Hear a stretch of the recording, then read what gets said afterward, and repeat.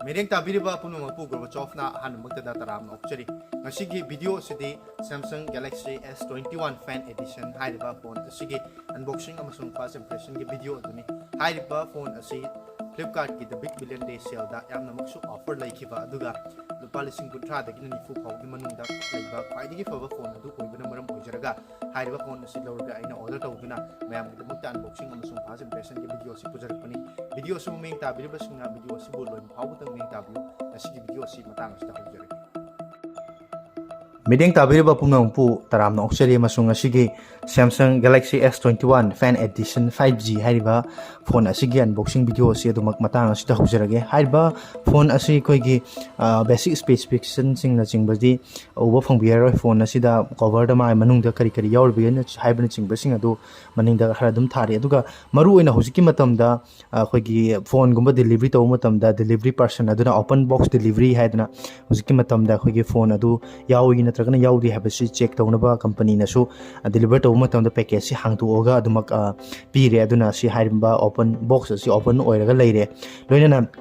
phone asi Flipkart ki chatkiba the Big Billion Day sale amasung akogi Diwali sale asida yamna mak hype leiba mayamna yamna su am pamna kiba amasung offer yamna piba phone ama oibana maram oiraga unboxing tawjana bagi damakta ina online dagi order tawjabani hariba phone asigi market price asidi stariba si 74999 thai adubu offer gi matamda masi 32000 fawda card offer sing yauraga leibiya phone amasu oikibana maram oiraga phone asi yamna su phaba amasung yamna su sinabada nungaidaba phone ama oibana order tawraga Japanese masi unboxing asi matang asida hojirage unboxing da thoidokna kano tawningai leite haijaba tare hariba phone asigi box asida charger su yawroidabna maram oiraga ahanbada hangdokpuga leiriba si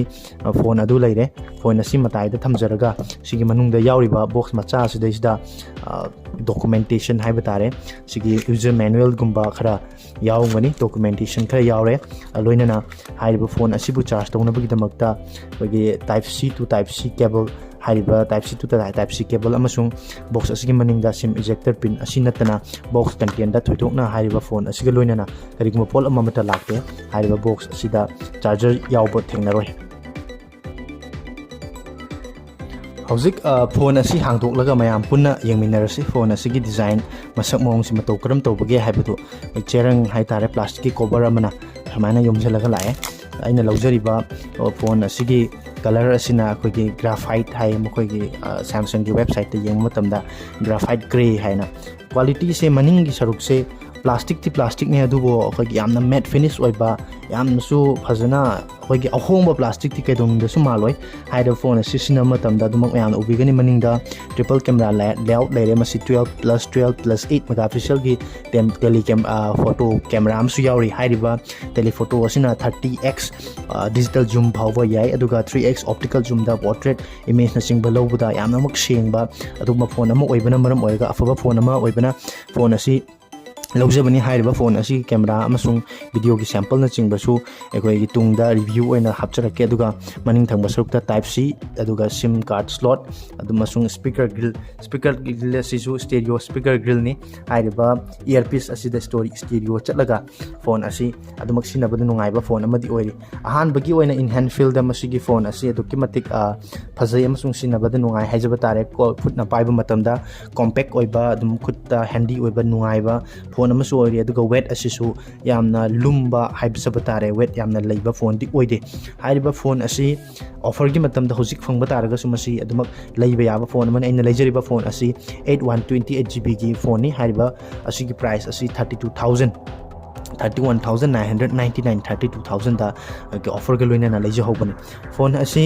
lupa lising kutra dagina kuntra manga fawgi range ta haijaba tare ni fu fawgi range ta khwaidigi faba phone adu oiri hariba phone asida yauriba Exynos 2100 hariba processor asi Snapdragon 888 natragana Snapdragon 865 na chingba processor singa changdamnariba processor amani amasung afaba processor amani hariba phone asi on tawraga kamain tawgi amasung display si phajaba camera gi mong matawsing adu mayam amuk yengminasi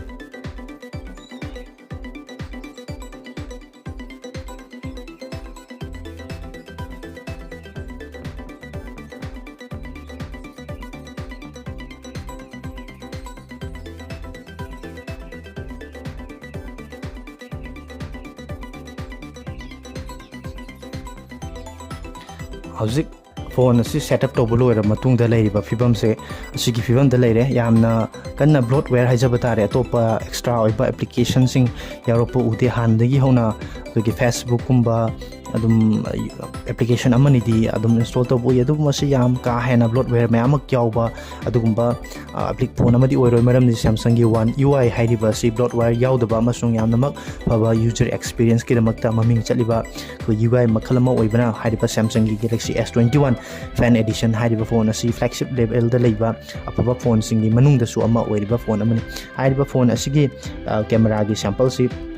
itungda 3x pawbada optical digital zoom amasung optical zoom na chingba maximum pawbada 30x pawbada yaba adugumba phone amani masi camera asigi amasung phone asigi in depth review na chingba sing aduna tungda amuk anouba video amada semjarage ngasigi oinadi hariba phone asigi first in hand feel amasung ekoigi